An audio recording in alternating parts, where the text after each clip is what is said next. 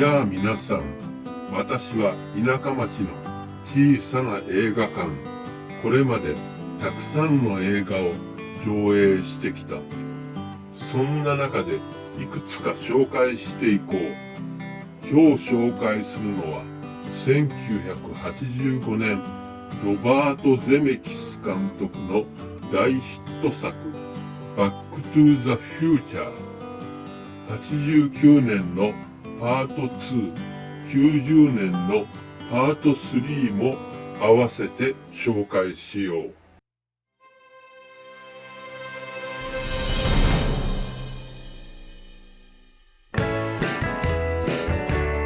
お話の出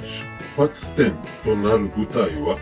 1985年、すなわちパート1制作時の現代のアメリカの住宅街。主人公の高校生マーティー・マクフライは近所のドクことエメット・ブラウン博士と仲がいい。シリーズは3作ともにドクがタイムマシンに改造したデロリアンでの時間旅行がもたらす様々なトラブルを描いている。まずパート1では30年前の1955年に一人飛ばされたマーティが偶然にも両親が恋に落ちるきっかけを邪魔してしまう。このままでは結婚しないからマーティも兄さん姉さんも存在しなくなってしまう。しかも若き日のママはマーティに惚れてしまった。さあどうするというわけでマーティの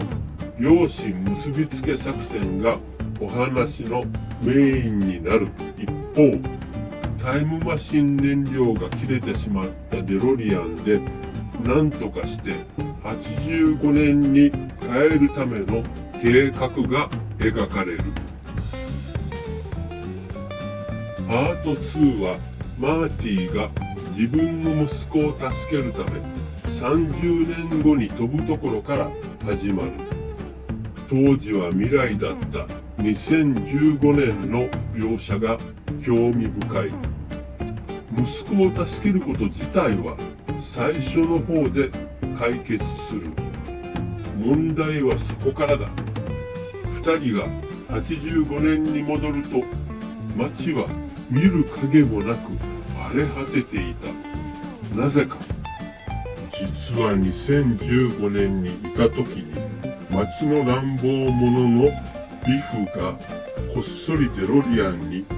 み乗り、1955年の自分自身にスポーツの試合結果が載った年鑑を渡してきてしまったのだ。ビフは年鑑を利用して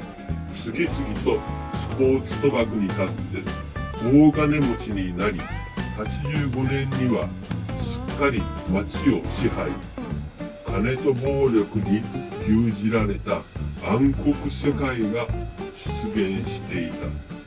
マーティは再び55年に飛び、ビフから年鑑を奪おうとするのだが、そしてパート3のメインになる舞台は100年前の1885年西部開拓時代のアメリカ。当時の町に住み着いてしまったドクが悪漢に射殺される運命にあると知ったマーティは共に1985年に帰ろうと誘う。だが燃料タンクの切れたデロリアンで帰るためには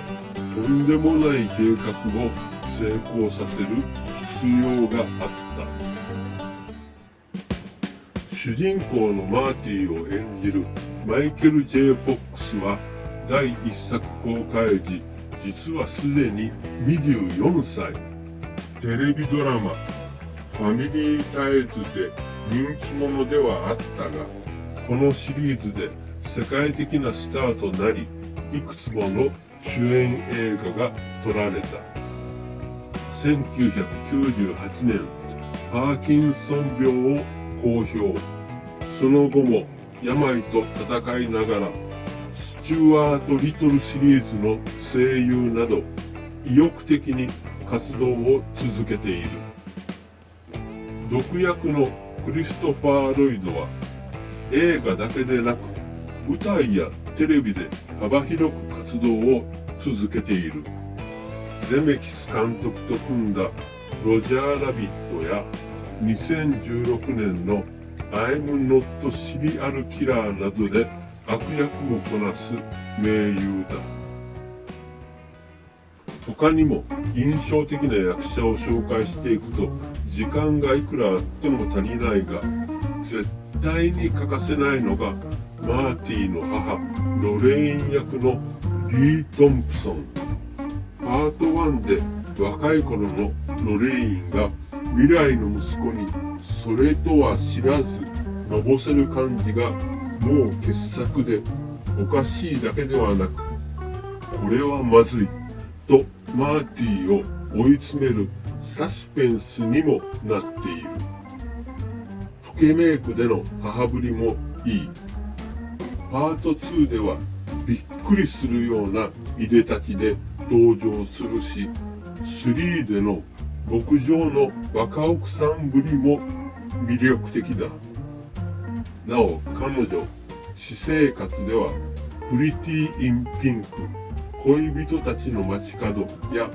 恋しくてで有名なハワード・ドイッチ監督と結婚。娘のマデリーンとゾーイ・ドイッチも俳優だ。さて、パート1はロバート・ゼメキス監督の長編4作目。それまで1作を除き全てで組んできた名パートナーボブ・ゲイルとの共同脚本だ。ここでは2人の脚本技術の全てを投入してやろうという意気込みが感じられる。面白くするための要素が分かりやすく盛り込まれていて、脚本の勉強には最高の教材だ。例えば、人物の行動を決定づけるスイッチ。チキン、すなわち腰抜けという言葉がマーティの怒りに火をつけるスイッチになっている。例えば、人物を活躍させる特技。マーティは設定としては平凡な若者だが、映画が始まってすぐにスケボーが得意だと示される。これによってスケボーさえあればマーティに超人的な活躍をさせることができる。例えば、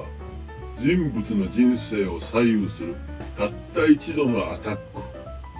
ダンスパーティーでの未来のマーティのパパのママへのキスがそれだ。このキスさえあれば2人は結婚し、マーティも彼の兄さん姉さんも生まれる。ところでパート1の物語ではマーティ自身も知らなかっ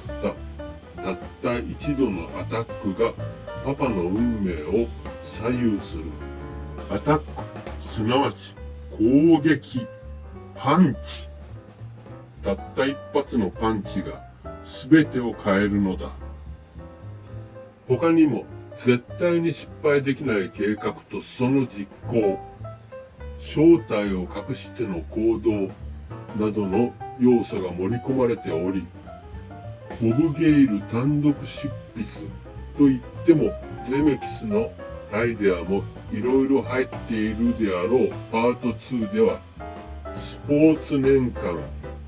すなわちお宝の取り合いの要素も加わる。しかし何と言っても3作を通して特徴的なのは、これらがはっきりともしもの物語だということだ。もしも若き日の両親が恋に落ちなかったら、もしも悪い奴が強大な権力を握ってたら、もしも友達が1週間後に殺されると知ったら、これらのもしもがお話を作る上での出発点になっている。この映画でのタイムマシンが行き着く先は、過去や未来というより、もしもの世界と言った方がふさわしかろう。その意味でこのシリーズは、タイムマシンで未知の世界に旅するような SF 映画よりも、もしも自分が存在しなかったらという世界を見せられる素晴らしきかな人生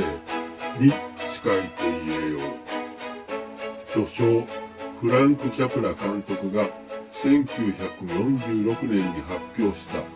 クリスマス映画の古典中の古典だ。特にもしもの結果、慣れ親しんだはずの街が悪役の支配するすさんだ世界になっていた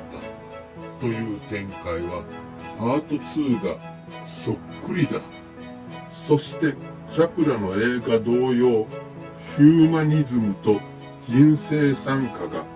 このシリーズにはある。そこも人気の秘密だろう。さて、今日のお話はこれでおしまい。次回は何を語ろうかな。それではまた会おう。